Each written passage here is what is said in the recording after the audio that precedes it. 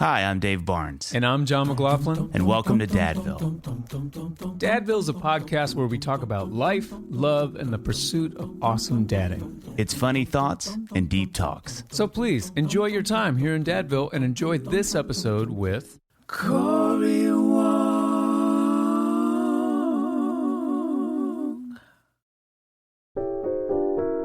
Oh, man, John. Dave, you okay? Yeah. Why are you squinting so much?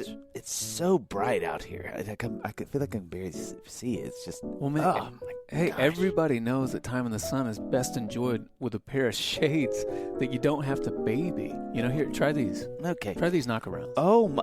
These are Right? amazing, John. Right? I feel like these lenses have UV 400, which, if true, is basically like sunscreen for my eyes, Exactly. but without the pain. Right. And guess Without what, the Dave? pain. Yes. It is true. Because all of Knockaround's lenses have UV 400 protection. What? 400. And now that the days are getting longer, you got to get yourself a pair, Dave. Okay.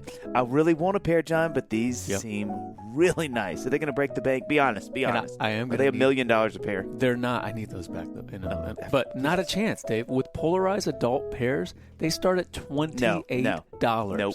Yeah, and you can get a few pairs for What? $28. Yeah. Leave them in your car, toss them in your beach bag, or like I just did, lend them Give to them a friend. to a friend. For Such a minute, great and then selection. I'm gonna need that back. So many great.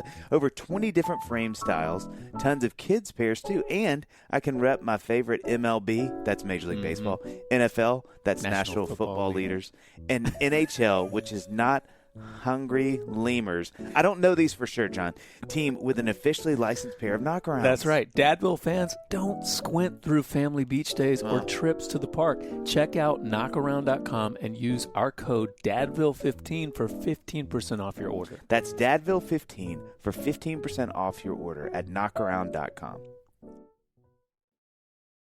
And I just want people that are listening that have seen the title and they're thinking, look at this. This is three guys who podcast at a professional level that without a doubt in the 100 plus 60, 50, whatever we're at now, we've never had more technical problems than the last 10 minutes. You know? It makes me feel like when the Trinity gets together for a meeting, that it must take like 30, 40 minutes just to get off the ground. And they're like, why can't we do this? Oh, that really got me. Oh, man. I just love the thought. Who are each of us in that? I don't want to go there because I don't. I think it's obvious. Let's just leave it there. Oh my gosh, Cory, what a joy to see you. You look healthy, wealthy, and wise. You look well lit. You look 4K'd. Hey, I'm glad to be here. I'm stoked to be here with you guys. This is one of those interviews that when I see it on the schedule, I'm like, oh, this is going to be fun. Yeah. This is going to be fun. Yeah. Sure is. Now, to any of our past guests listening, I feel that about all of them. I felt that about you. Yeah. But in Great. reality, not really. Yeah. Great. Well, I'm excited to be here. Not a lot of other podcasts do I say yes to nowadays because I've been so busy with mine. Yeah. But you guys are friends, so I'm like, of course. Get on here. And plus, like we've been needing to catch up for a while. I see you in what looks like a backyard Nashville studio. Looks dope. John, I see the piano next to you, already mic'd up, constantly mic'd. Yeah. Constantly, Mike. You don't know when that idea is going to hit. Yeah. Classical sheet music hanging on the piano just to look more legit, just like I did here with this score. It's not even real. Yeah. It's not even real. I don't even know what this is. Yeah. That was an Amazon. You're just like, just give me a score. Yeah, I had to Prime Now. Just a score. I just did the buy Hit now. me overnight. Yeah. Hit me overnight. So everybody, you hear the dulcet tones of Cory Wong. And as we always do, Cory, we start with what's called the brag sheet, which is, getting to know you, getting to know all about you. So this is, Cory, this is your life. This is your life. I always do those two jokes, but here we are. Okay, Those Cory are Wong, go-tos. Minneapolis and how do you say that? It's Minneapolis. I went to a Globetrotters game a couple weeks ago, which, by the way, so much Still fun. good. Yeah. Peak It's a entertainment. must Yeah. see. Yeah. The host, the whole time was saying Minneapolis. And everybody in the building's just like, bro. But it could be on brand. It's like the Globetrotters. They're like, they fumble and fall and pull it off in the end. Here's what I have to say about that. I said Minneapolis for probably the first 18 years of my life. but with my proximity to Indianapolis, I feel like I should get a pass. Well, I'm Mississippi too, so we've got too many S's, so it's all, Sure. But how do you say, if you live in Minneapolis, are you a Minneapolisan? Minneapolisan? You know that? I don't know. Yeah, okay. We say we're from the Twin Cities. There we go. Boom. That's Minneapolis, St. Paul. You're a twin. So you're a twin. Yeah, you're a twin. He's a twinnian. Okay, released 11 studio albums and 12 live albums since 2017, which is a pace that intimidates and terrifies me, but also excites and makes me hungry. Once recorded an entire live album on ice skates, which that's just a fun fact. We throw these in because it's fun, Corey. Released 5 albums with the Fearless Flyers, released 5 albums with Wolfpack, released full album collaborations with John Batiste, Dirty Loops, Dave Koz, nominated for Best New Album Grammy. Come on. In 2021, I see him hanging on the back there, the back of your wall, for collaboration with John Batiste, Meditations. Yeah. Appeared as a feature artist on albums by, this is incredible, dude, this list: Ariel Posen, Ben Rector, Grace Kelly, Alexander 23, Hunter Tones, Phoebe Cadis, Cody Fry Moore. Also, which you What about Dave Barnes? Well, listen, Jason. Why aren't you putting Dave Jason, Barnes our on? mutual podcast producer, decided to leave me off of that. And you've played on Jason makes on the John decisions. McLaughlin albums too, haven't you? You've played on songs of John's, didn't you? John, didn't you send him something to I play don't on? think John's ever asked me. No. He's got cooler guitar players. Too intimidated. No, there's no such thing as cool intimidated. guitar players.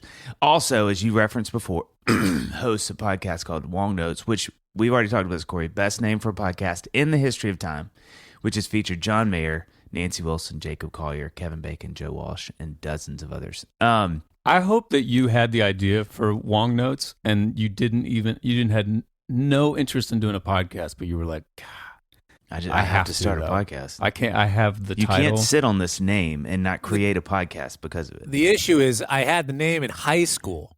Oh, Because when I was in high school, there was nothing to do And with you're it. like, man, I hope podcasts become a thing. No. I had when I was in high school, I thought it was always my dream to be like a variety show band leader.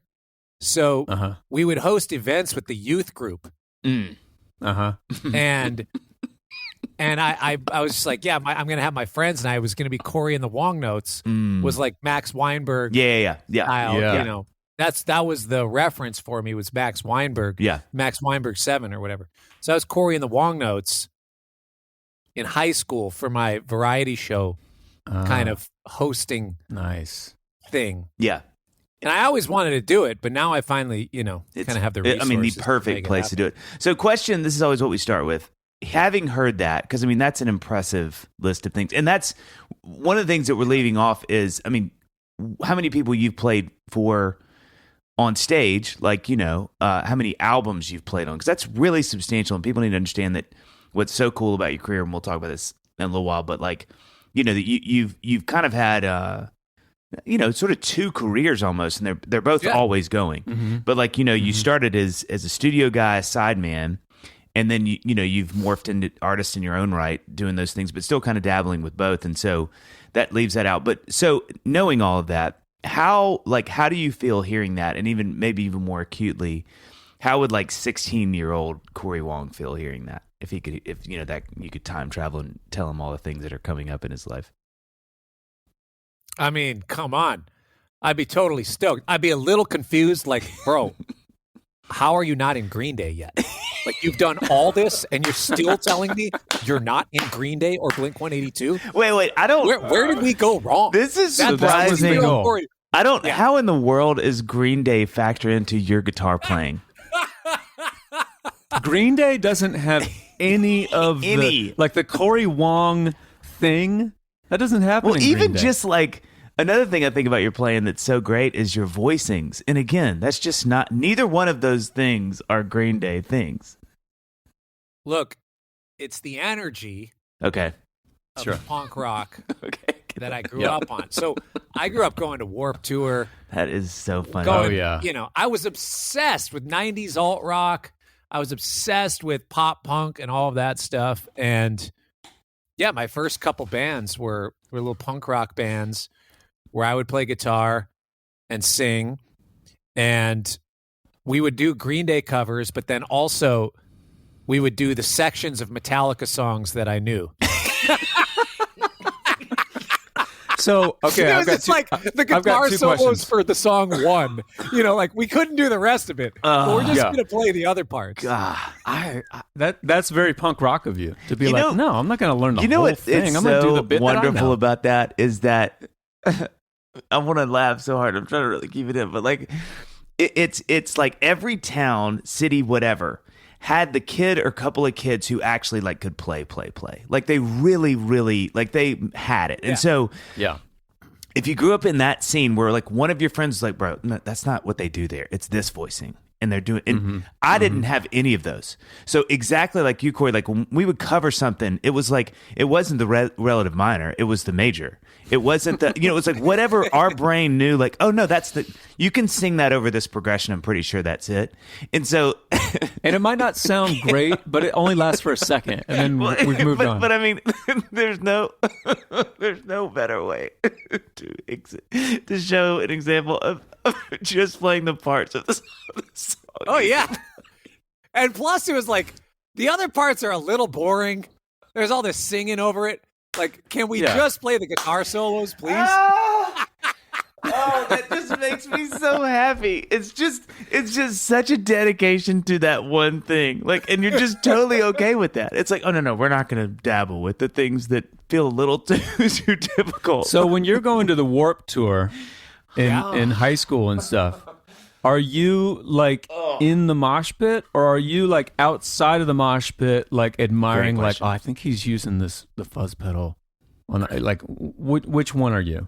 I'm switching off between the two, and I'm actually doing a little hustling at the same time. There's a third. What's the hustling? There's a third option. We can get there. But Warped Tour is an all-day affair. We're talking 35, 40 bands or something. So parents drop you off at 9 a.m. and pick you up at 10 p.m. Jeez, so it's like, all right, I'm going to pace myself. So I got to choose which bands I'm going in the pit for, which I ended up getting stuck once against my will, but was stoked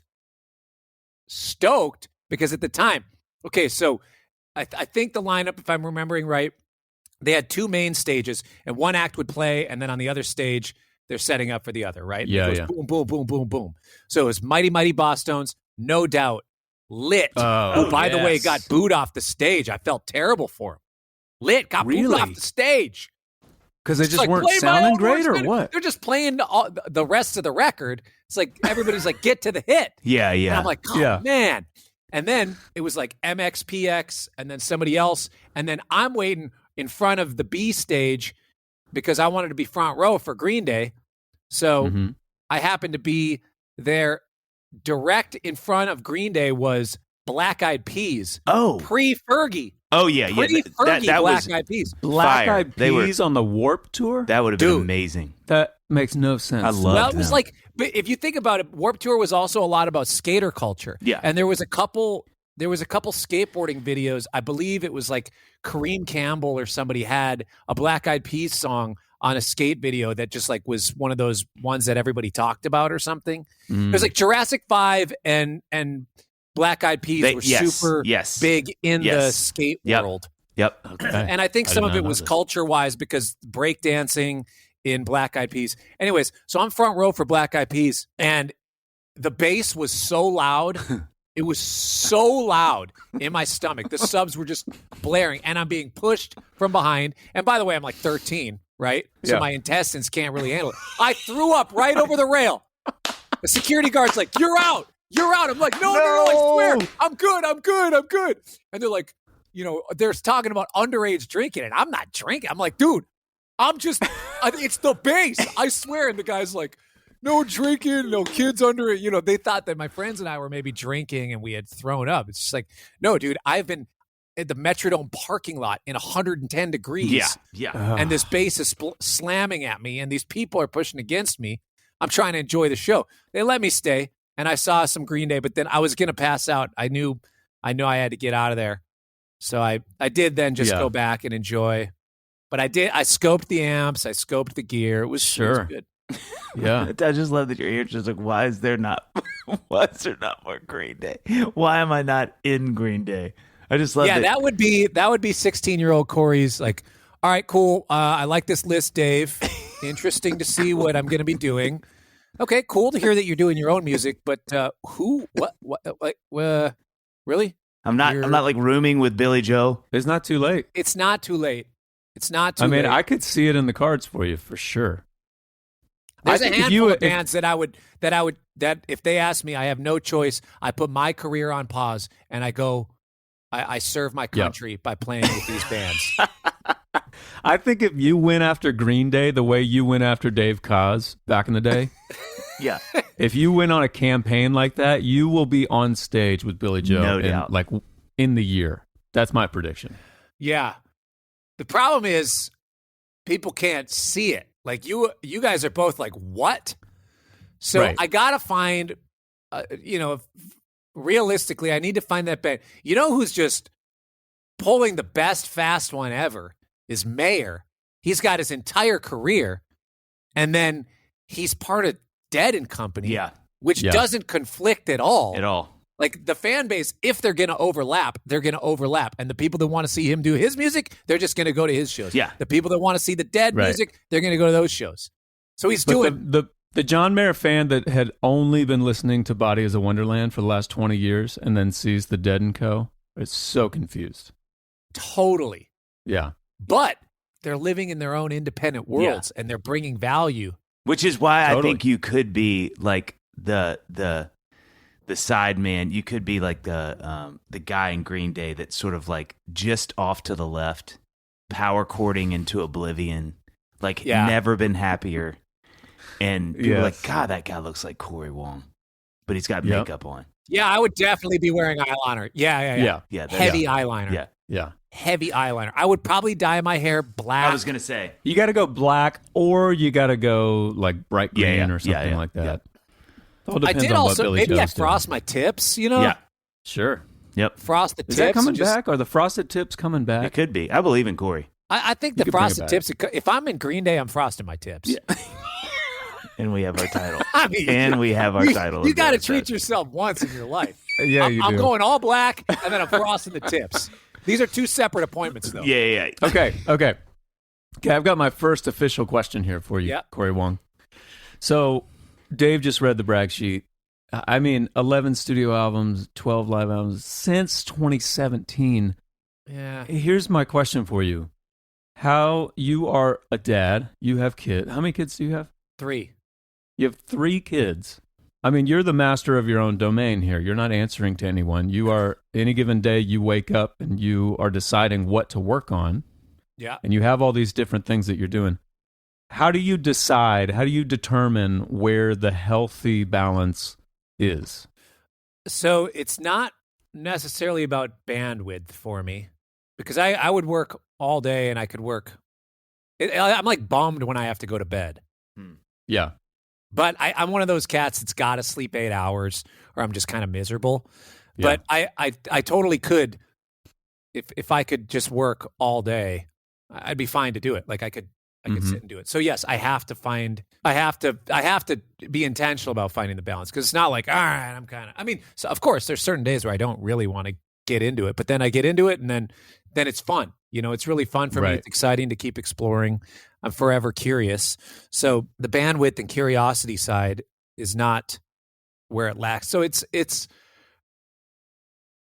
the real thing for me is if I'm home, like everybody's out of the house now. I'm home alone, you know. So I've basically got 6 hours to do whatever I want. I can dick around and play guitar, work out. I'm going to do that later.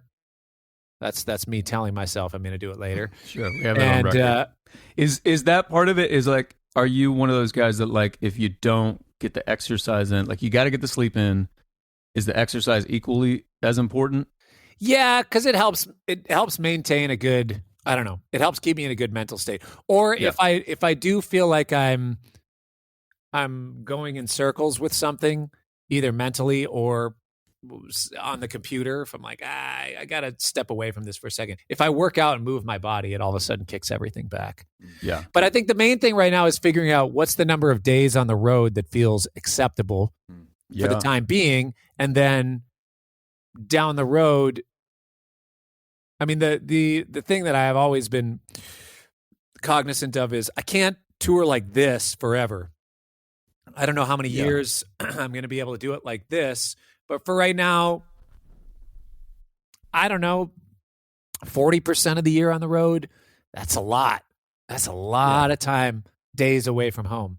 But could I get away with being gone 150 and then budgeting what are the things that I say yes to when I am gone? But when I'm home, you know, I work pretty fast. I mean, both of you, we all have a mutual friend in John Fields, and John is somebody who really taught me how to work quick, how to work fast, how to work efficient. And so I, you know, with everything on the side of when I have my regular rig up and running, it's kind of effortless, but also the decision making, I've learned to trust some of my own instincts and some of my own decision making, so a lot of it can go faster. Also, the other thing is you guys are writing songs with lyrics, and the words need to be a little more clever. They need to be they can be interpreted and should be interpreted in multiple ways, and there's a lot of layers to things, where the stuff that I do is mostly instrumental, and I don't know, it's just easier. Like it can be, there's so many versions of what can be right on something. I don't have to rhyme the end of a phrase on my guitar part with the next one. Yeah. You know, I can just, when it's instrumental, I don't know. To me, it just feels like there's a lot less, there's a lot more interpretation for the listener, and they can, it kind of gives permission both to myself and the listener to make it easier.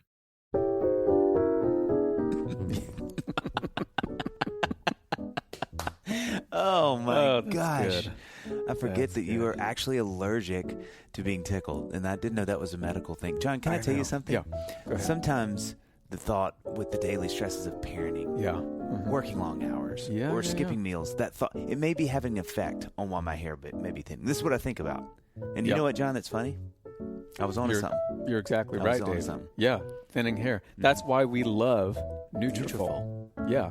I didn't want to say it together, so I'm going to say it just by myself. Okay. Don't say it with me. That's why we love Nutrafol. See, you whispered it. No, I get it. You want to say it because they're that good. It's so great. They're the #1 dermatologist recommended hair growth supplement, with over 1 million people getting thicker, stronger, faster growing hair with less shedding. Your hair is never just about your hair, and Nutrafol knows that. That's why Nutrafol takes a whole body approach to hair health, addressing the problems inside to help hair grow on the outside. See what they did there?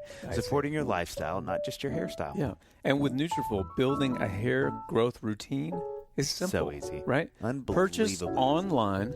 No prescription or doctor's visit required. Yeah.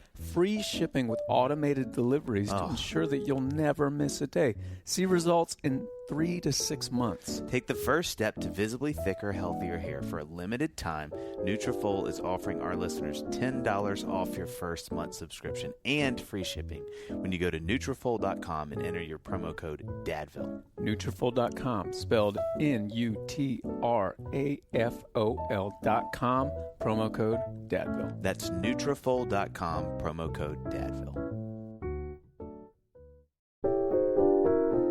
Sorry, John. I'm worn out from grocery shopping. Oh my gosh, my arms hurt, my legs hurt, my feet hurt, my heart hurts. And you really engage your core when you shop. I do. I've have seen you do it. When I lean over to get the peanut butter, footage. it's like it's amazing. Well, you know what? It's funny you bring that up because it's one thing that everyone has to do is grocery shop. Yeah. So I say, why not do it from the comfort of your couch? I've been saying that for years and years and years. For me, that's where Thrive Market comes in, right? Okay. Let me tell you something. No junk food, all right? Healthy grocery store food that even my kids love. Okay, John, I'm actually agree with you here. Okay, first of all, because I'm really sore from grocery shopping too. Because Thrive Market is also my go-to for all of my grocery and household essentials and convenience. The sheer convenience of getting everything online, then quickly shipped to my doorstep is a huge time saver. No hurt ACLs, my ankle's not throbbing. Right. Let your body recover with Thrive Market. They carry brands with the highest quality ingredients and sourcing methods. They restrict hundreds of ingredients across their food and cleaning categories, and I can use their on-site filters to suit my lifestyle needs, Dave. John, can I tell you something else? Whether you're looking for organic kid snacks, low-sugar alternatives, or gluten-free party essentials, you can curate your own shopping experience with a few clicks to make simpler, healthier swaps. Personally, John, I use the ketogenic filter. Oh, it keeps me keeps me buff. You've said you saw me mowing the other day and yelled across, "Dave, you look buff." That's what it sounded like you said, and now in retrospect, you may have said, "Can I borrow?" Look, the only activity that engages your core more than grocery shopping is mowing your lawn. I know that. I just love to save. Yeah, right? I know. And as a Thrive Market member, I save money on every single grocery order, over 30% on average. Right? They even have a deals page that changes daily and always has some of my favorite brands. I love the deals page. In fact, I saved 18% on apple cinnamon yes bars. Yes. Not no bars, John, yes bars. And 19% on Aloha protein bars. And of course, I got some Bonza pasta. Oh, yeah. Plus, when you join Thrive Market, you're also helping a family in need with their 1-for-1 membership matching program. I join, they give. Save time and money and shop Thrive Market today. Go to thrivemarket.com/Dadville for 30% off your first order plus a free $60 gift. That's THRIVE market.com/Dadville. thrivemarket.com/Dadville. There's nothing that John and I grieve more together than lyric writing. Like, as we're writing songs, like, we'll sit and just lament 1,000%. like how hard it's hard enough a few records, but when you've got as many records as John and I do, you're like, oh man, we're still writing lyrics. Like, what else can I say? What else do I have to say? On this? I started doing a like classical series of records a couple years ago, and I 1,000% agree. It felt so free. It felt like, kind of like you said, like there are layers. I'm choosing between like 3 or 4 different directions, and they all kind of seem good. Yeah. Whereas with lyrics, you're just like, well, this objectively doesn't rhyme, or like this objectively, you've got 3 too many syllables. Yeah. For your phrase here. So like, it was very freeing. Yeah. Yeah, it's so I wanted to back up just for a second. Cory, when you think about being gone like that, and you think about your family, you think about working and the road and everything, is that something where you and your wife sit down and talk about that, or do you kind of come with her with a, hey, this is where I am, what do you think about this? Or have y'all sort of taken, what is that conversation like when you're thinking about that, being gone? Well, she's a huge listener too. The years have varying degrees of success and tension in these things, as you guys, I'm sure, are familiar, where it's like, you want to strike while the iron's hot. Yeah. You want to find the balance of what works, what doesn't. And there's just always been like it's not going to be like this forever, sort of. Like, there's a lot of years with a lot of hustling without anybody caring. So I lived my entire 20s just trying to find gigs and doing what I could. And it basically instilled in me a certain level of humility and a certain level of just like reality of what we do, as opposed to some of my friends who everybody cared about what they did when they were 22, and then when they hit their 30s, they're like, why doesn't anybody care? And then they get caught in the fact that they had been living this certain lifestyle for a decade. And so for me, it's just been like, wow, nobody cared, and I was home all the time through my 20s. Now it's like, oh, people care, and I have something that I've found that's unique to me, and that people want to see. So it's like, whoa, all that work is starting to pay off. So there is a certain, like, all of my family, my parents and my siblings and everything are like, yeah, go for it. Be proud and stoked about what's going on, but find some sort of balance in it. So it's not always about a conversation of, okay, here's the number of days allowed. At one point, there was a spreadsheet in the house that was a dynamic spreadsheet of number of days gone versus days home, and then the spreadsheet would go in the red. That's what it's like living with an engineer. But it didn't work for me. It was just, and then it ended just, of course didn't work for anybody. But it's one of those things now where it's some conversation. It's like, hey, these shows in Asia, it's too good of an offer to refuse. And like, I've never been to China. I want to go to China. All the guys in my band want to go to China.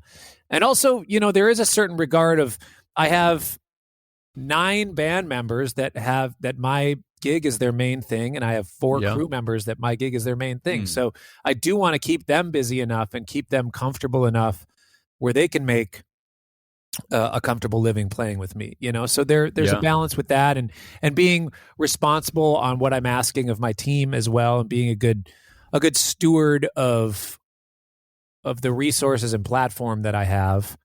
But yes, like you're saying, like that, the ultimate question is, how do you find that balance, and where do you? It's not really a set conversation right now. It's just kind of a mutual agreement that, hey, Ellie and you signed up for kickboxing classes together. Like, you try to make it to as many as you can. Like, my daughter and I are doing these kickboxing classes, and I'm asking her minimum 2 times a week. You got to go, but we're trying to hit 3-4 times a week. And then if I'm gone for 2 weeks, she's like, "Yo, Dad, I've been going to kickboxing. Where are you?" And then so there's some, it's just one of those. Hey, I'm going to be gone for a couple weeks. Then I'll be home for a few weeks. Gone for a few weeks. Home for 2 months. Whatever. So it's just finding the balance of. I don't know. I do have a hard. 4 weeks is the absolute max gone at one time. I need to come home and check back in. Yeah. So what's it like with the kids? Like, what are their ages right now? My daughters are 13 and 11, and my son is 4. 4. Okay. Almost 5. Okay.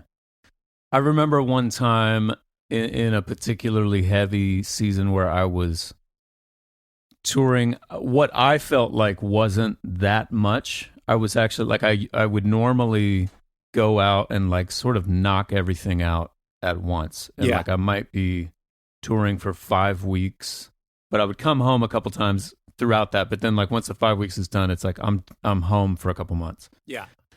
But I had changed, and I was flying out and sort of doing the weekend thing, which I had never done before. But I felt like this is going to be great. And the girls were a little bit younger at the time, and so they would be taking me to the airport a lot, every week. And I remember my daughter drew a picture in school of the airport, and she said, "This is where my dad lives." And that was a real moment where I was like, all right, okay, so that might have been a swing and a miss. I don't know. Like, know. But those, you've got the conversation with my wife, Amy, on touring and all that kind of stuff. And then there's the relationship that you have with your kids, and like the little messages that they give you that are sort of they tend to be a little more cryptic with my kids, they don't like say it outright all the time. What is that like with you and your kids?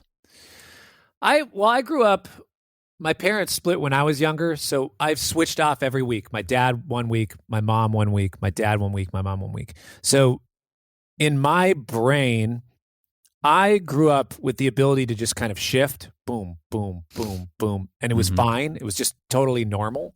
And sometimes my dad would travel for work, so I'd be at my mom's for a couple weeks. And I didn't ever think, oh, my dad doesn't want to be with us, because he's whatever. He was passionate about his work. He was stoked about it, and he was good at it. And because I know that can exist in a way that is actually, it didn't feel to me where I look back, I'm like, oh my gosh, it's so messed up that I was able to switch or whatever. Like, I do know that my kids, there is the ability to on off some of that.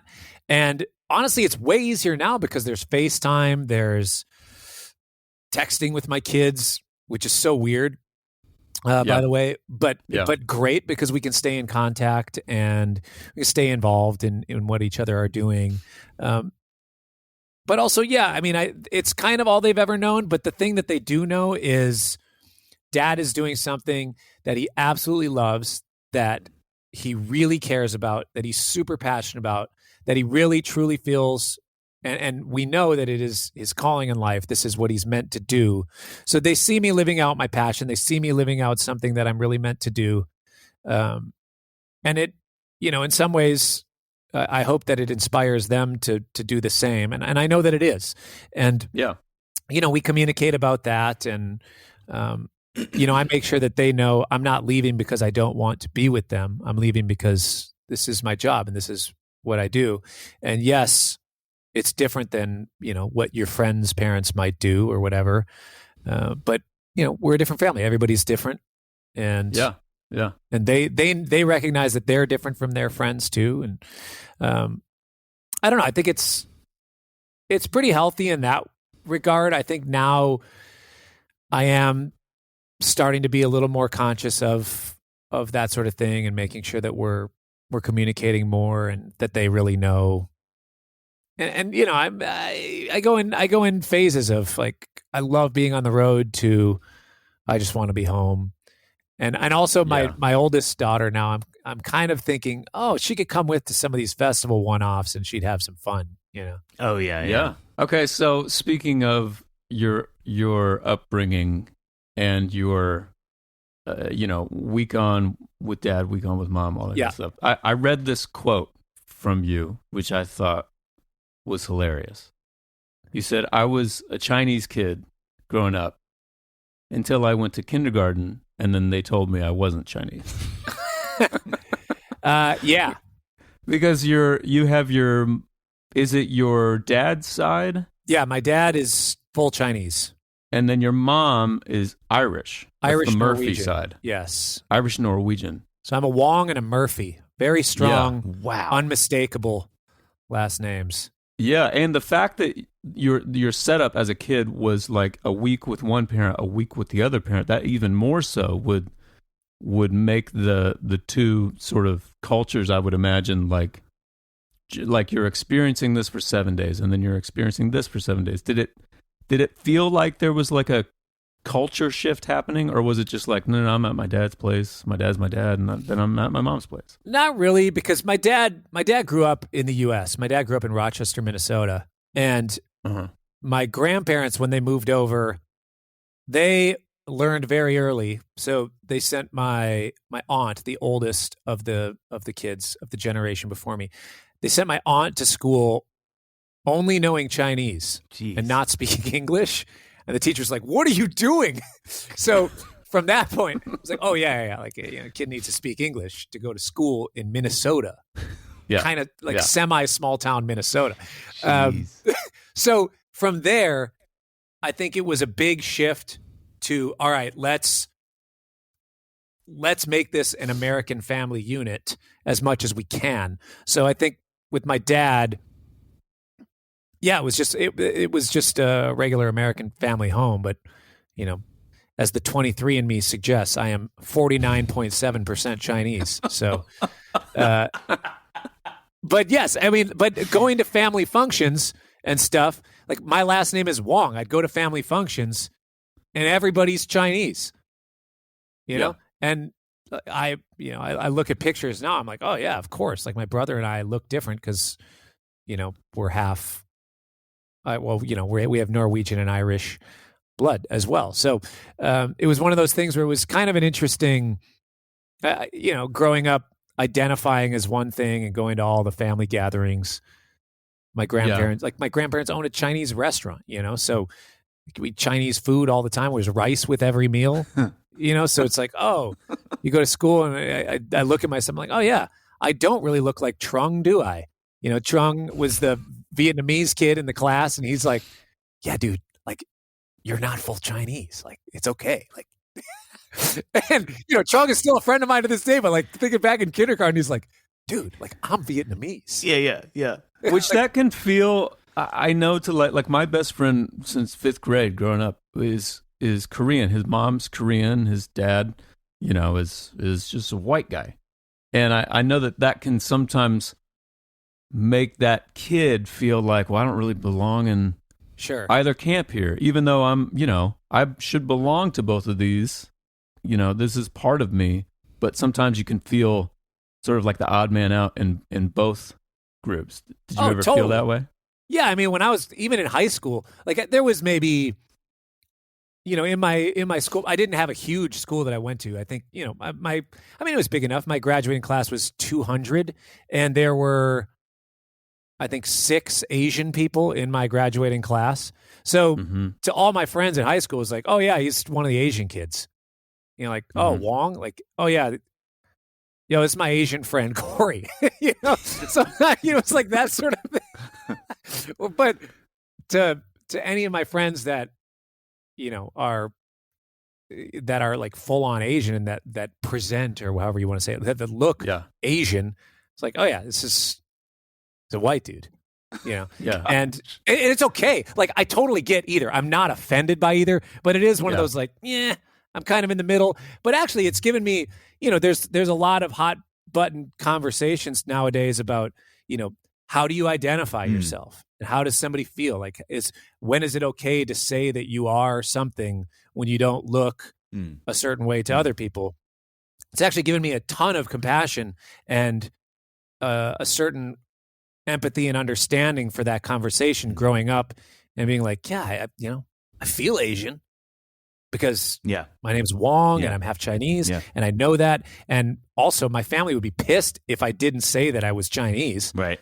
But everybody also knows, like, I don't look like, you wouldn't look at me and be like, oh yeah, that's a Chinese guy. Right. But some people would meet me and they're like, oh yeah, I get it. Oh yeah, I see it. Does your brother feel that way? He looks maybe 5% more Chinese than I do, but the thing that he has going against him on the Asian side is he's tall. He's like 6'3". Going against him. So he, on one hand, his face might look a little more Asian, but he's a tall guy. So. His body it's a war with itself. Yeah. It's like that's funny. It couldn't There's help. plenty of tall Asian guys though. Oh, there are. Yeah. John, I don't want to wake you up. What? John, can I tell you something? What time is it? John, listen. What do you think? What do you think I'm the most picky about in this world? Oh my gosh. Sorry, I'm still waking up. Just answer. I don't know. How did you get in my house? Well, I mean, you can be very particular about some things. Yeah. I mean, maybe you're a big Oxford comma guy, Always got to do the comma after the and. Listen, I'm definitely pro Oxford comma, but that's not it. Keep guessing. I know. Okay. You don't allow different foods on your plate to touch. John, That's kind of your food thing. doesn't have hands. How would they touch? You're wrong again. The thing I'm the most picky about, guess it with me, is candles. Yes. Candles. Yeah. I should have said that. So many home candle scents smell unnatural and chemically. Gross. And after learning that the candle industry contributes to an insurmountable amount of non-recyclable waste, carbon emissions, and toxicity in our air, I am even more prickly. And picky, John. And picky. Yes, give me 2 words that start with P, and those are the 2 I'm choosing. You can choose both of them. That's fine. Dave, I heard that almost 2 billion candles, that's with a B, are sold globally every year. And almost all of them are likely to end up in landfills for the next million years. Man. So here's my question. Yeah. What can we possibly do about this? Notes Candle has the answers. Notes created a refillable candle system that allows you to use your candle vessel again and again. And guess what, John? Again. Oh So you don't become part of the problem. It's so easy to use. The candles are made with fragranced wax beads. And they're wax, John. This is what I want to tell people. They're not wax. They're it's not. really great It's wax, legit. okay? They're awesome. All you do is place the wick in your reusable, John, Notes jar. Okay. Fill it up with wax beads, not whack beads, whack. John. Enjoy your fragrance for up to 36 hours, and then just do it all over again when you're ready for a new one. Okay, so if I'm following you, that means that I can switch out fragrances all the time. Yeah. Because that sounds amazing. Yeah. Okay, next question, Dave. Okay. Tell me, do they have a candle that smells like bougie and luxurious and calming and also warm? John, that's the Santal and Atlas Cedar Candle. Okay. Personally, I love the coziest scent imaginable, sweet, but also a little spicy, like you, John. So I went with the vanilla and pepperwood. Ooh. It's perfect for movie night or just cuddling up on the couch. Love it. All right, so be a responsible consumer while not giving up on high-quality home fragrance by making the switch to Notes. Make the switch and build a starter kit Right now, Notes is giving listeners 15% off and free shipping when you buy a Notes starter kit using the code DADVILLE at notescandle.com/dadville. That's notescandle.com/dadville for 15% off and free shipping. It's wax, not whack. Well, good day to you. It's Joel with The King Country, dropping in to let you know that our brand new film, Unsung Hero, is in theaters now. It's Luke here. We've teamed up with the creators of Jesus Revolution to bring you this adventure of a lifetime. It's a powerful, true story about a family uniting, growing in their faith, and facing the impossible together. In theaters now, unsunghero.movie for more information. Rated PG. Parental guidance suggested. Yeah. Okay, I've got a question. This is more of a music question.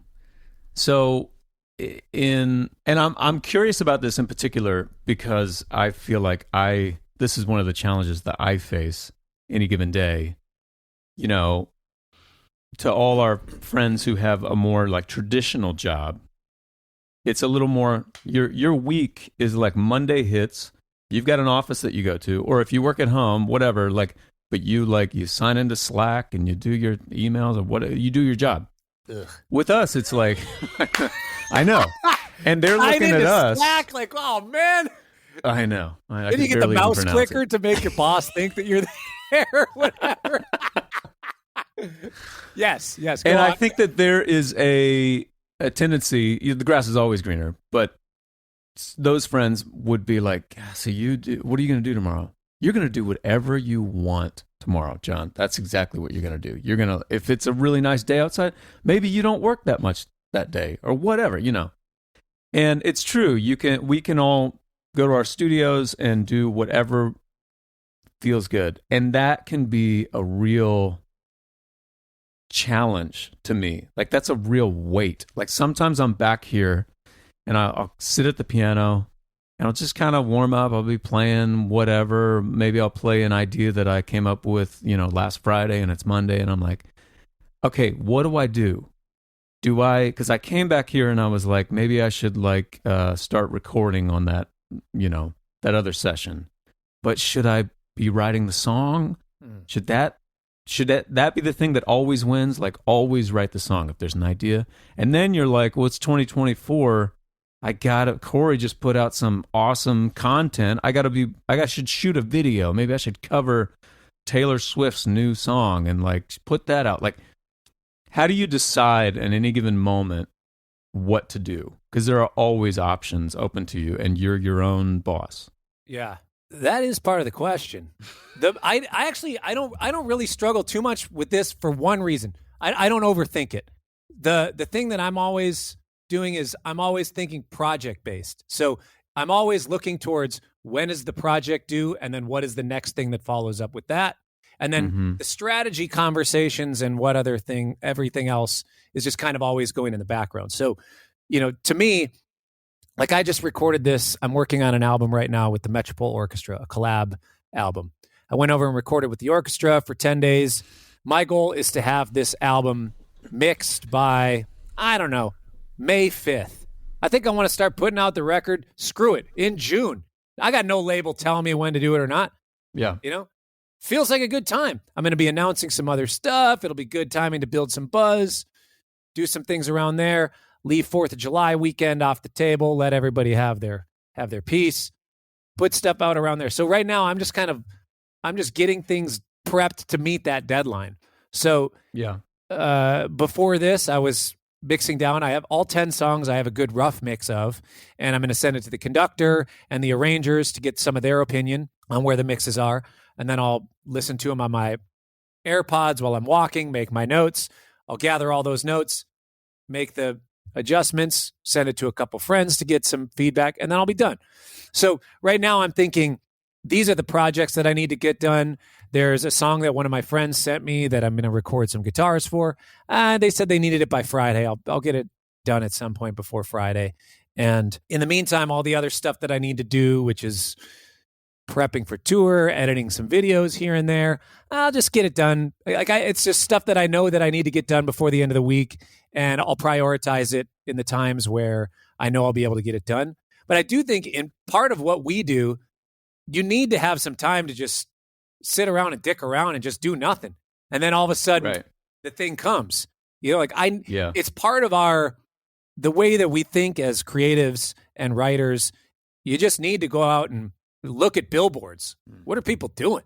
Like you're like, look at, and that's also kind of metaphorical as well. It's like, it feels kind of weird to say it's my job to look at my phone for an hour and just just pay attention to the conversation.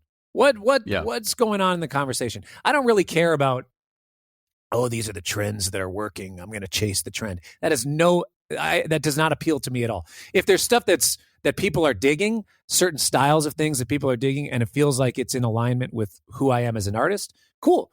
I'll cater my stuff a little bit towards that. But a lot of what I'm doing and the way that I shape my day is mostly around, these are the things that need to get done by this time. And as long as I'm pretty diligent about that, it's fine. And sometimes there's more pressure. Like I wrote this theme song for the TV show After Midnight, and there was a lot of back and forth, and I made 6 demos and they loved 3 of them. And then I really hammered those, and they're like, actually we want to change directions, but we need it by Monday and it's Friday. It's like, all right, well, I have nothing that I'm going to work on other than this right now. And, so certain things require immediate attention, and certain things just like, at some point today, I am going to make the little mix tweaks that the arrangers sent me for these songs. I'll bounce them down. I'll listen to them, and I'll be good. And then the other thing that I've also found to be really helpful is learning when to delegate and learning to find the people that you can trust to delegate to, both in the logistics and in the creative side. Barnes, for example, I was working on this collab album with Dirty Loops, and we were working on these songs, and it's like, we got this deadline, and I could really sit on these songs and really hone in on writing these, and I could do this. And you know what? At the end of the day, why don't I find somebody, like we had this shell of an idea for some lyrics of this song, Follow the Light. And we were kind of on it, and just had a little bit of a stalemate with the lyrics. And I was like, you know what? Why don't I just bring in somebody who, like, this is what they are A-list at? Somebody who, like, has dedicated their life to the craft of writing songs, rather than me sitting here as, like, producer, guitar player guy who writes songs occasionally and can catch some, sometimes you go out there in the water and you catch a nice fish. Great. But somebody who's dedicated their life to this type of fishing. I threw this song to Barnes. It's like, hey, I need some help. Does this strike you as something that you're interested in? He's like, oh yeah, I know exactly what to do with this. And, so sometimes it's delegating those sort of things where, all right, it's either going to take me the next 6 days to figure this song out, or I find somebody to delegate it to. We can have a creative discourse back and forth and bring in each other's thing, and it'll be mutually beneficial in that regard. And it'll get done in a much less time. Why would I not choose that? Where I can invite one of my friends into the project. They'll help make it better than I would anyways. And it saves me 5 days of time. So sometimes doing that sort of stuff, just knowing when to delegate and who to delegate to really helps. I will say, you say, like, why would I not do that? I'll tell you why some people can't do that. It's all ego. Sure. I have as one of my questions here, like, how you are so collaborative, and your thing that you do, if I can just sum it all under an umbrella of, like, this thing is all about collaboration, and it makes it so entertaining to watch and consume.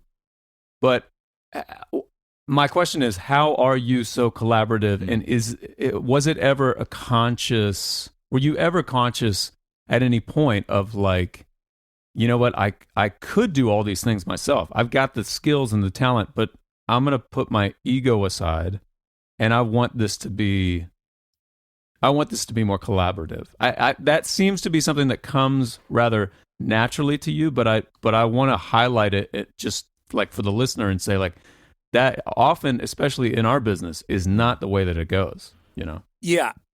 I've had varying, it took me a while to get there. And obviously I still have parts of my ego that want to step in and sometimes should, like, especially being a front man of a band, you kind of have to have you have to be able to turn it on, even if it's playing a character sometimes.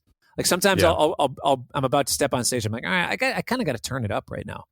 I need to for sure. play a little bit of a character to play that up. But I think inherently what I do that is most compelling is in the rhythm guitar realm and as a music director and arranger, which kind of falls into producer territory in today's day and age sometimes too, just because I have the chops on the computer. But because what I do is the thing that's most compelling about my artistry is in being a music director, a guitar player, rhythm section person, it lends itself to painting the backdrop and being the frame of the painting. So when you go to the Louvre or wherever and you go look at paintings, you have the main subject, but then there's all of the background, there's the choice of colors, and there's the frame that they decided to put it in. I really think that the strengths that I bring musically and artistically are, and the things that I've honed are the frame, the background, the landscape, to make whatever the main subject is shine in its best way and fit in a way. So I think because of that, I'm just down. Like I love working with people who want to be that centerpiece and that want to be framed in a way that's also maybe a little bit different than they would do on their own records. So I love collaborating because I don't care to be I'm tell you what I don't want to do is be the person singing the song. There's a couple times where I'm like, I should sing this song. It's like I have the kind of voice where it's, one song on the album. If it's a band, give me one song. Okay, I get Octopus's Garden. You guys take the rest. That's about what the audience wants to hear out of my singing voice. Okay, and it's fun. It's cute. It's different, right? So I don't want to be the singer. I don't have to be the front person shredding. I would love to build everything around it. And then for a lot of the collaborators that I work with, it's a non-threatening environment because they're not competing with me to be that. Yeah. And I want to help do something with them that maybe they would not want to put on their own album because their fans might think like, oh, is this a new direction that you're going? Like, is this what we're doing now? I don't know. So in the environment of my record, it's a little less threatening. And then also what it does for me is it gives me this brand new creative energy. And it helps me to do stuff a lot faster as well. I can do a lot more music when I'm collaborating with other people because there's all this other energy and ideas that are coming in. And I don't know, it seems to be the thing that works well. And yes, sometimes I have to be the front person and it is my name on the record, but I do feel like inherently with what I do, it lends itself to help also just set up and prop up somebody else. And I don't feel threatened by that either.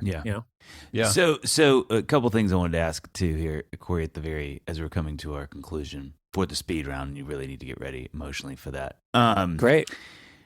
You're on stage with Dave Matthews. Speaking of collaborations, and which is like ramping up the whole thing. What is it like to in that moment where you're like, okay? Because I think, again, something that is so cool about your story that I think is so inspiring is, like you said, in your 20s, you're hustling, you're grinding.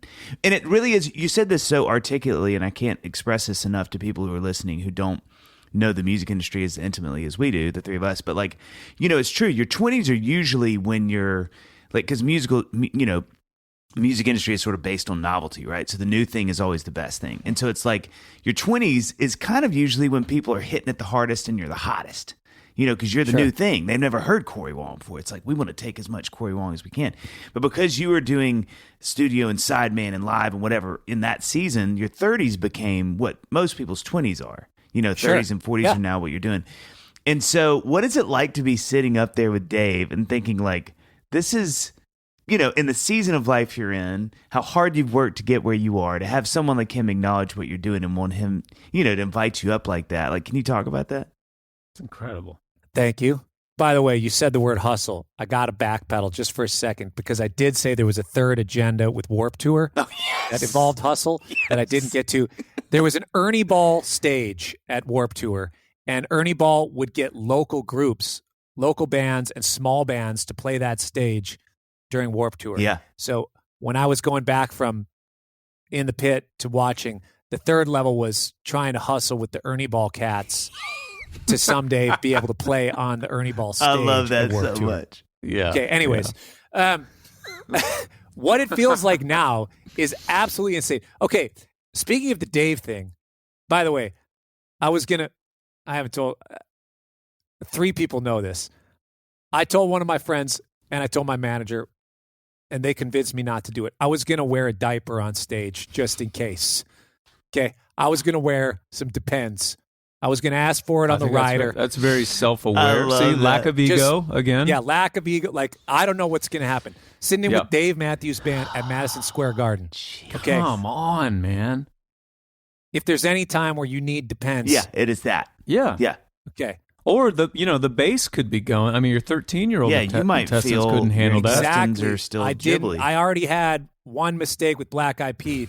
With BEP, I wasn't about to do it with DMV. Well, Yeah. well said.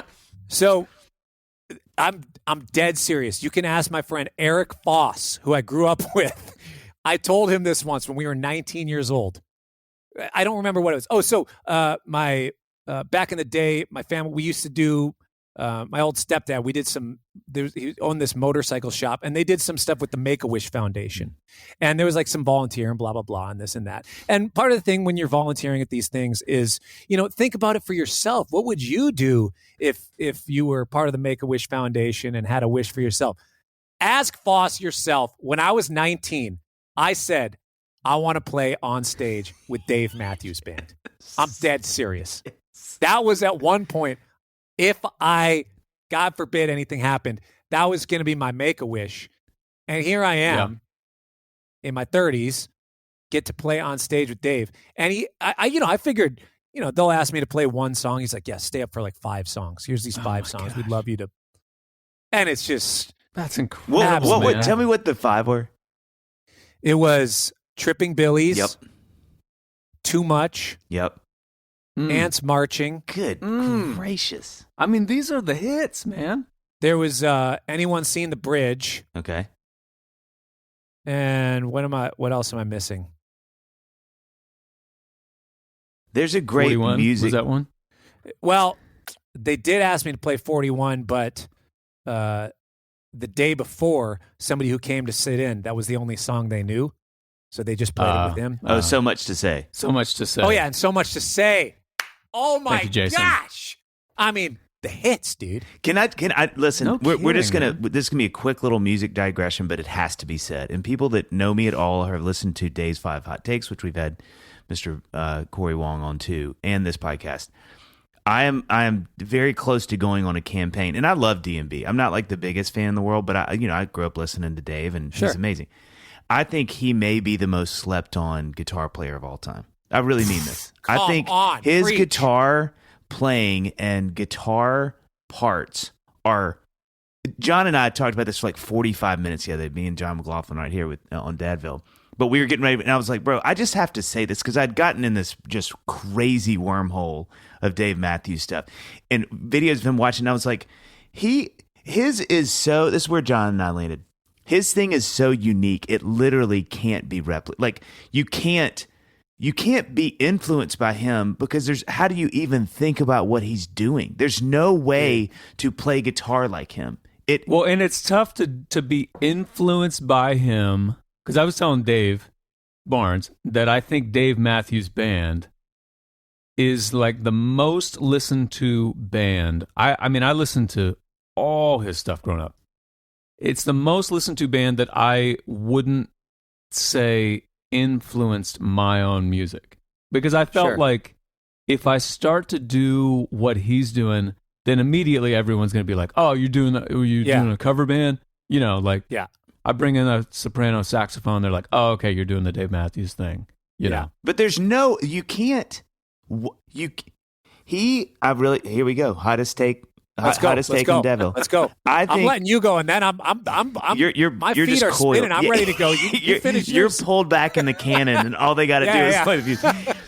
I think as much as any musician, and I would say especially singer, songwriter, guitar player, he to me is the most like Kal-El from a planet we've never seen. He solitarily came in on some pod, unearthed himself, played guitar, and that will never happen again.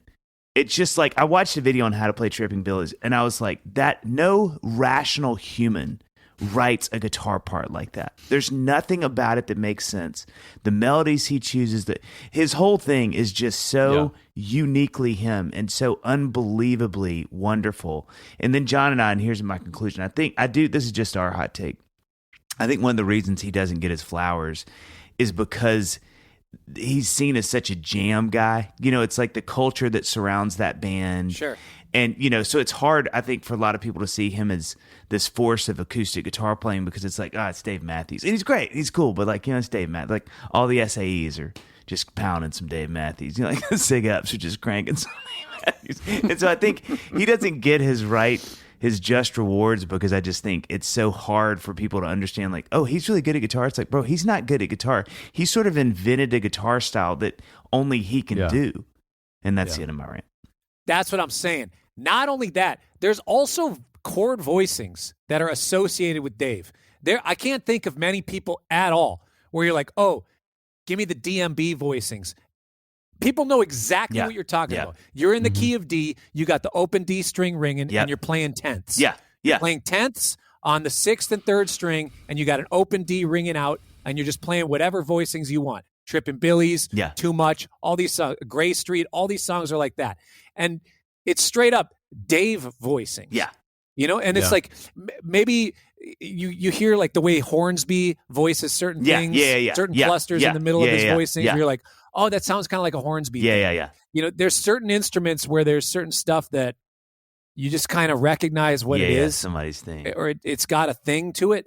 Dave has that on acoustic guitar, which I can't think of many people at all in this day and age, especially, where it's give me the XYZ thing when it's talking about voicings.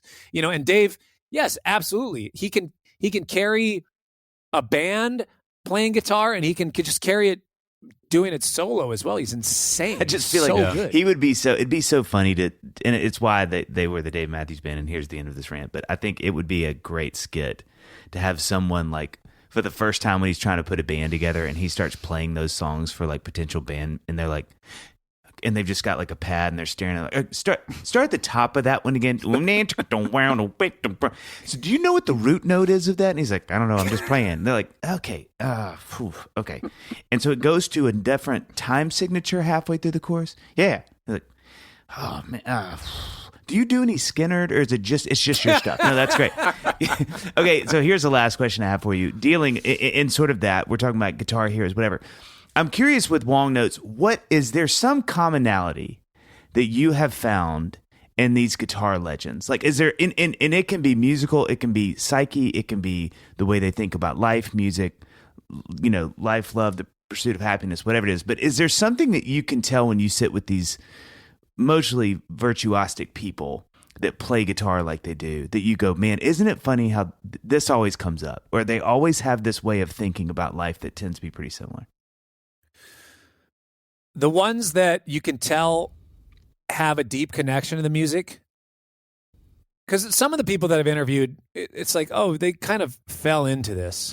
It seems like, or like, oh, I don't know that they really. Some of them, it's like, how did you wait? Oh, this actually now in this interview, I'm kind of curious actually more after the interview, but that's maybe 2% of the people I've interviewed. The majority of them, the main through line.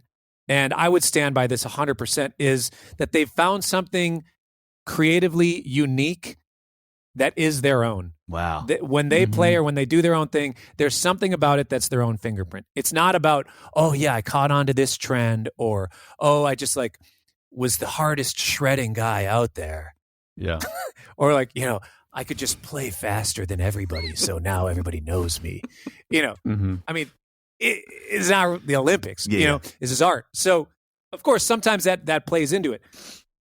But it's that all these people have something that's uniquely them.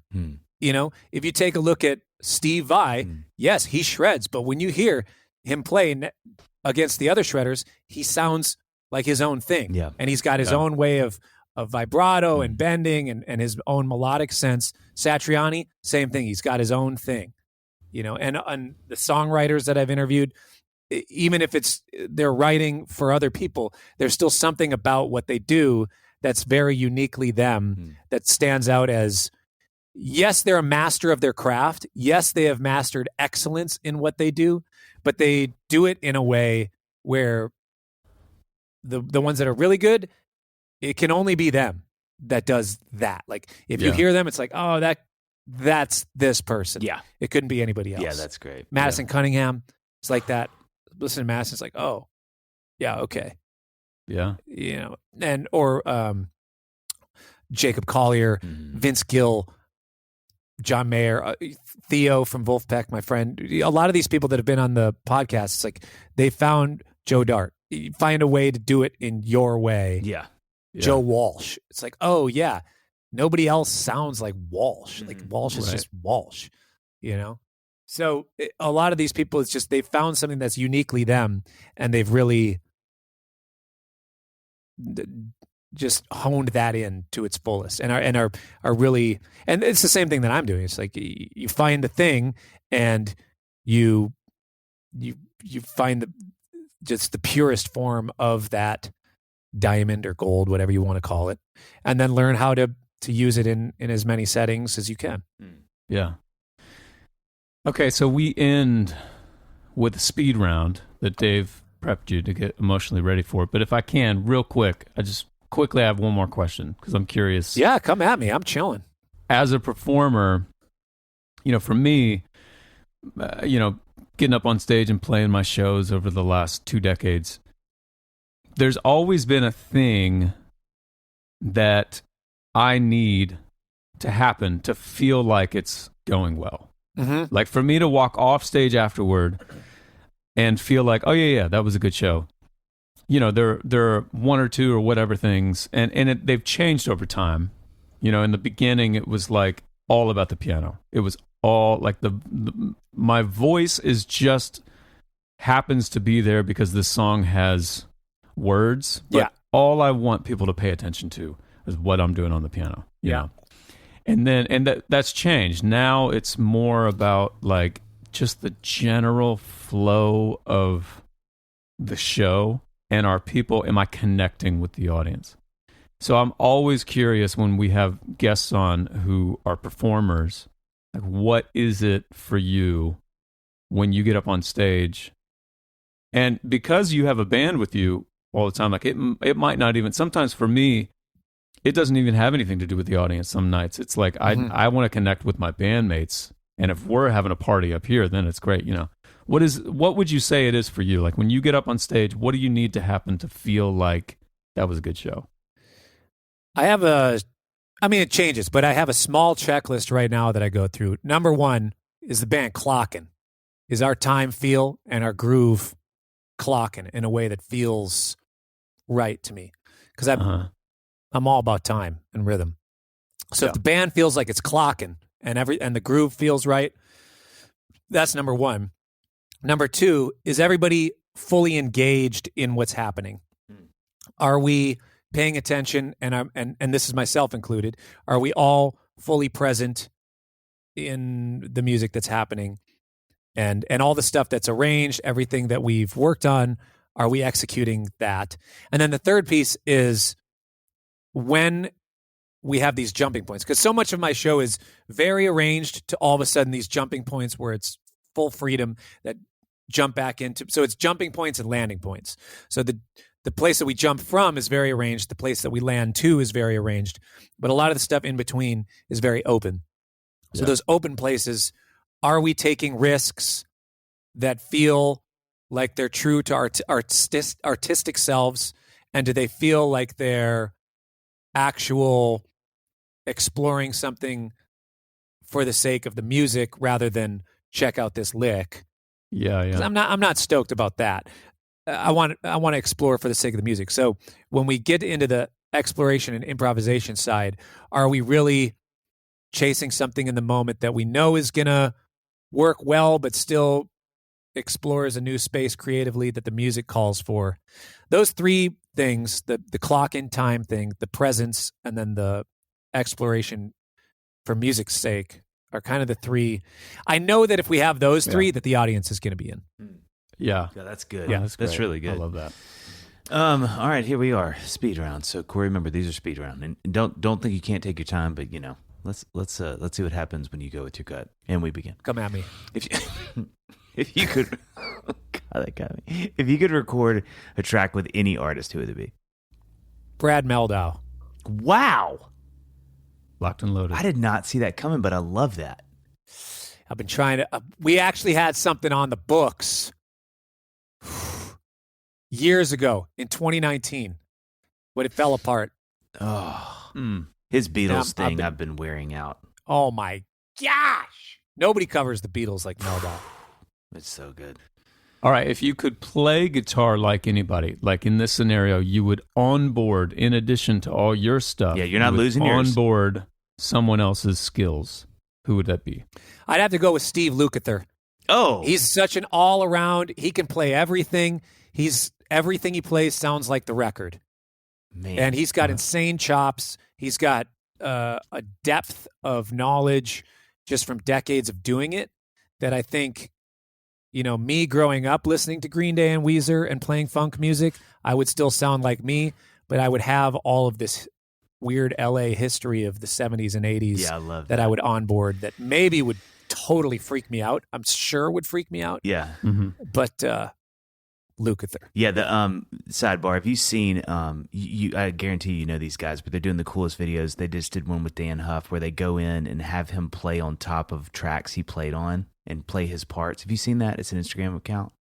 Yeah, Mason Marangella and Vertex Effects. Oh, they do that. My gosh, Yeah. it's cool. So dope. You know what's cool about it? It made me, when you said Lukather, it made me think of this. It's kind of like, if you're a guitar player, you know who these guys are. But it's great for understanding, like, oh yeah, when I don't think about that part in the track because it's some pop hit. But good gracious, when he starts playing it and I see him play it, I'm like, oh my gosh, that's like this integral part of this song that's so simple, or some, God, I love that account so much. All right, next question. Some of these are tricky, so get ready. If you could have dinner with any three people, alive or dead, who would it be? I feel like you need to remove some figures of history. Okay. I mean, are you gonna Jesus Christ? I mean, you can do that. This is your podcast, Cory. I mean, absolutely. Cat's got to be at dinner. Jesus is there. Jesus Christ, Jaco Pastorius. Just let those two go at it for about an hour. There's a long hair contingency so far. That's what I'm wearing. And who'd just be as if either of those two aren't a wild card enough. I mean, for real. I feel like I have two figures like that, and then I have like the third person is like a close friend of mine, so we can just be like, dude, what? Whoa, like you're nudging each other the whole time. Yeah. But that so that would be just general. One of my close friends next to me would be the third, just to like kind of absorb this stuff with, so I didn't feel. Plus, it would maybe be a little bit of a power play because the two of us know each other and nobody else. Like we would have kind of an upper hand because we already have rapport, and the other two would be like. I don't know that you're ever going to have an upper hand on Jesus, but I know what you mean. Well, yeah, I know. I'm just saying it's socially. Just socially. Yeah. Sure. All right, if you could take your family on vacation anywhere, where would you go and how long would the vacation be? Italy. But how long? I feel like 2 weeks in Italy is 3 weeks in Italy is good. Yeah. 3 weeks. 10 days in Rome, 10 days kind of milling about, and then 5 days in Florence in a villa. Oh, gosh. I'm in on that. Sounds good. Okay, finally, here we go. If you could write a book on fatherhood, what would it be called? Passing on Passion. Ooh. Okay. So maybe something along those lines. I see you've already started writing it. That's way too Or, fast. actually, though, people can interpret like passing on passion. Yeah. I gotta. So I don't want to confuse. But that's genius though, because people know. are like, "Well, what is it?" I got to read it to figure out what's his take on this.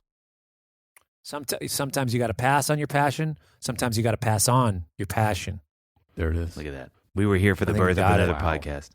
Yeah, I think we got it. Cory, thank you so much for your time, dude. It is so good to see you. Great to see you too. Thank you. We got to get an in-person hang. Let's do it. IPH, baby. You and us and Jesus and Jacko. Dude, could you imagine how dope that would be? Jesus and Jacko sounds like a really interesting movie or book. You know what I mean? But it's actually written by Malcolm Gladwell, so it has some really, cerebral thing. You're like, documentary. I'm gonna write an AI script to make that a real thing in the style of Malcolm Gladwell. Write a story about Jesus Christ and Jaco Pastorius. Yeah. Living on a tour bus in 1998. Yeah. Warped Tour. Yeah. Across the United States. Here are the other headlining bands. Jesus is there as a chaplain to Jaco because Jaco got into some trouble. Jaco's kind of he's like doing his punk jazz thing. People aren't really receiving it well. And he's on the Ernie Ball stage from 3 to 4. Yeah. 3 to 4. This guy needs to cover like 1 p.m. to 7 p.m. He's doing a 6-hour set. He's going. And he's losing steam, but his chops are heavier than ever. They're harder than ever. He's shredding harder than everybody. But people keep walking by because they don't see him as this bass guy. He is not on the main stage yet. Yeah. Yep. This actually sort of applies to Jesus time here too, which is really amazing. Well done. That's true. God bless, brother. Love you. Love you too.